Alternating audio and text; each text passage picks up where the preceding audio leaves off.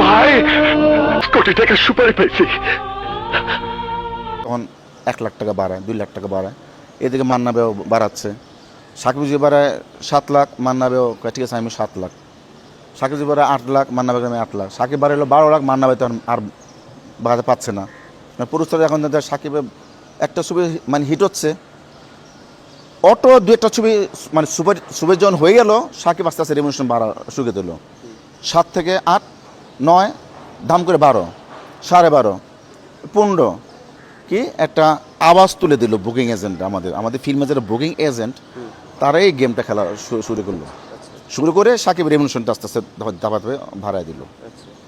আর মান্না ভাই শেষ মতো একটা সময় আসলো, মান্না ভাই হট করে আল্লাহ তাল্লাহ তাকে মানে মারা গেল হট করে।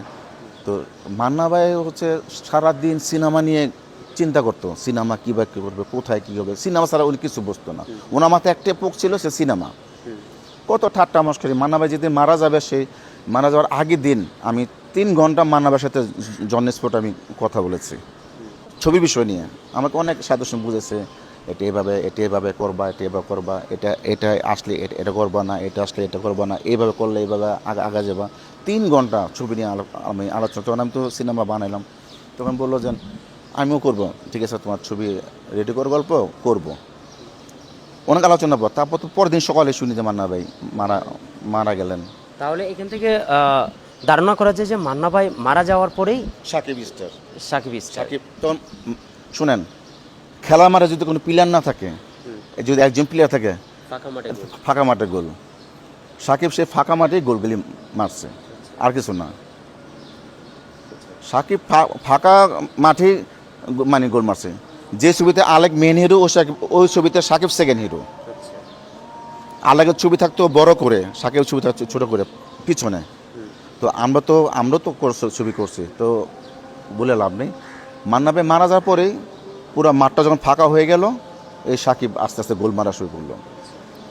খেলোয়াড় নেই তো, আর্টিস্ট নেই, এখন অর্বে নির্ভরশীল হইলো সাকিব এখন 3 কোটি। সোশ্যাল মিডিয়াতে একটা জ্বর বয়ে যায়, মান্না ভাই যখন বেঁচে ছিলেন, শাকিব খান তখন সুপারস্টার ছিলেন। অনেকে আপনিও সোশ্যাল মিডিয়াতে দেখেন, কতটুকু সত্য মান্না ভাই সুপারস্টার ছিলেন যখন বেঁচে ছিলেন, নাকি শাকিব খান? মান্না ভাই তো তুলনা হয় না। আর আমি আরেকটা প্রশ্ন অ্যাড করতে চাই, উনি কত টাকা সাইনিং মানি নিতেন, আর মান্না ভাই তো বেশি নিতেন।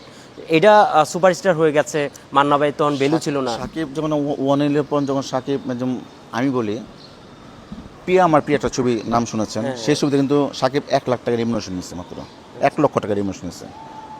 ওই টাইমে আমার ছবি কিন্তু সাকিব বলছে, সেলবা আমাকে নিলেন না কেন আপনার ছবিতে? আমি তখন আলেক নিয়ে কাজ করি আমার ছবিতে, হাঁটতেছে কানে রাতে, ভাই আমার নিলেন না, আমি কিন্তু পরের ছবিতে নিব, একসাথে কাজ করবো, সমস্যা নেই, একটা করে শেষ করি।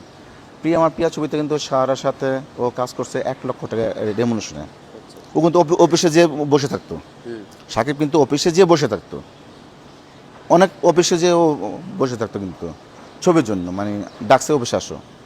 আগে তো এখন তো ওর সাথে গিয়ে দেখা করতে হয়, টাকা নিয়ে ওর শিডিউল নিতে হয়। আগে সাকিব অফিসে যেত টাকার জন্য, এটা দিলাম নিয়ে যাও। তো সেই ছবিতে সুপার ডুপার হিট ছবি আমার প্রিয়া। তারপর সাকিব যখন ছবি আস্তে আস্তে সুপার হিট, একটা ছবি সুপার হিট হয়,